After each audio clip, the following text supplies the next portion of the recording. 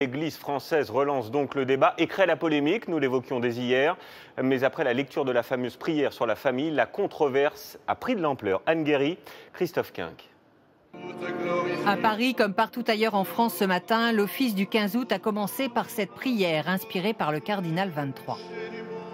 Pour les enfants et les jeunes, qu'ils cessent d'être les objets des désirs et des conflits des adultes pour bénéficier pleinement de l'amour d'un père et d'une mère. Implicitement, il s'agit là d'une charge contre le mariage homosexuel et l'adoption d'enfants par des couples gays. Alors l'Église est-elle dans son rôle? Pas d'unanimité chez les fidèles. À titre personnel, je suis contre l'adoption, oui, bien sûr. Mais je trouve que c'est bien le rôle des évêques d'en parler.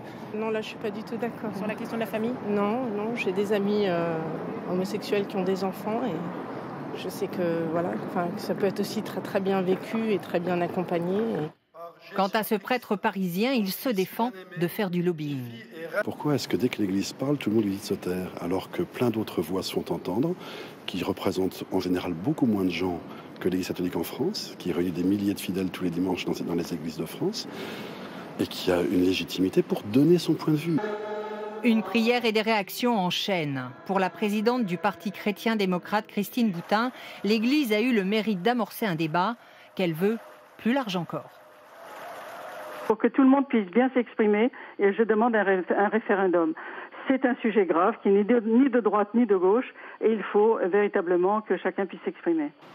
En revanche, l'association des familles laïques proches de la gauche accuse l'Église d'ingérence dans les affaires de la République. La République est laïque, c'est la Constitution qui le dit. Elle n'a donc que faire de quelque patronage religieux que ce soit. Quoi qu'il en soit pour l'heure, 65% des Français se disent favorables au mariage homosexuel. Le gouvernement statuera sur cette question au printemps prochain.